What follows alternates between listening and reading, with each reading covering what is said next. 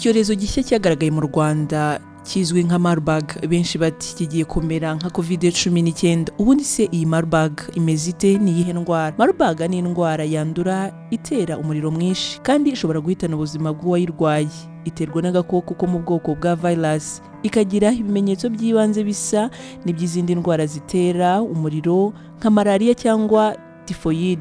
Kikaba kirangwa n'ibimenyetso bikurikira: kugira umuriro mwinshi, kubabara umutwe mu buryo bukabije, kubabara imikaya, kugira umuriro ukabije, kuruka no gucibwamo. Ibimenyetso by'indwara ya Marburg bishobora kugaragara hagati y'iminsi 3 na 21 nyuma yo kuyandura. Umuntu utagaragaza ibimenyetso aba afite ibyago bike byo kuyanduza abandi, cyangwa ukaba warahuye n'uyirwaye. Hashyizweho imibare ugomba guhamagara kugira ngo uhabwe ubufasha, ni 114. Indwara ya Marburg yandurira mu gukora ku matembabuzi cyangwa se amaraso by'uyirwaye, no gukora ku bintu n'ahantu ya matembabuzi yageze, nko ku myambaro, ibiryamirwa cyangwa ibindi bikoresho by'umuntu uyirwaye. Virusi ya Marburg ishobora kuguma ku bikoresho byakoreshejwe n'uyirwaye cyangwa ahandi hantu ikahamara igihe kiri hagati y'iminsi 4 n'iminsi 5.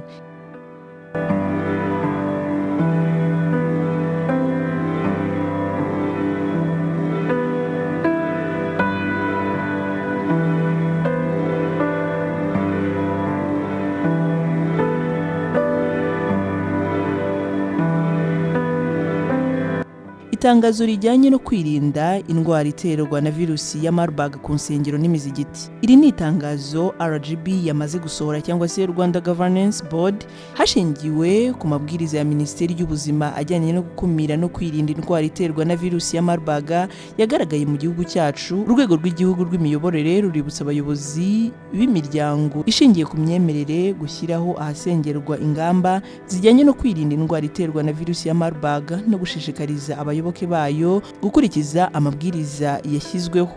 Izo ngamba nizi: ingamba zigomba kubahirizwa ahasengerwa, gutanga ubutumwa bukangurira abayoboke kwirinda icyorezo cya Marburg mu nsengero n'imizigiti, gushyiraho uburyo bwo gukaraba intoki hifashishijwe amazi meza n'isabune cyangwa se umuti wabugenewe, gupima umuriro abantu bose binjiye mu nsengero n'imizigiti, gutanga ifunguro ryera mu buryo butuma abantu batagira ibyago byo kwandura Marburg, kwirinda kwegerana n'abantu bagaragayeho ibimenyetso cyangwa kwegera umubiri w'uwo yahitanye. Birabujije gukorera imihango yo gusezera ku witabye Imana mu nsengero no mu mizigiti, kwirinda kwegerana cyangwa se gukora ku bikoresho by'abantu bafite ibimenyetso bya Marburg.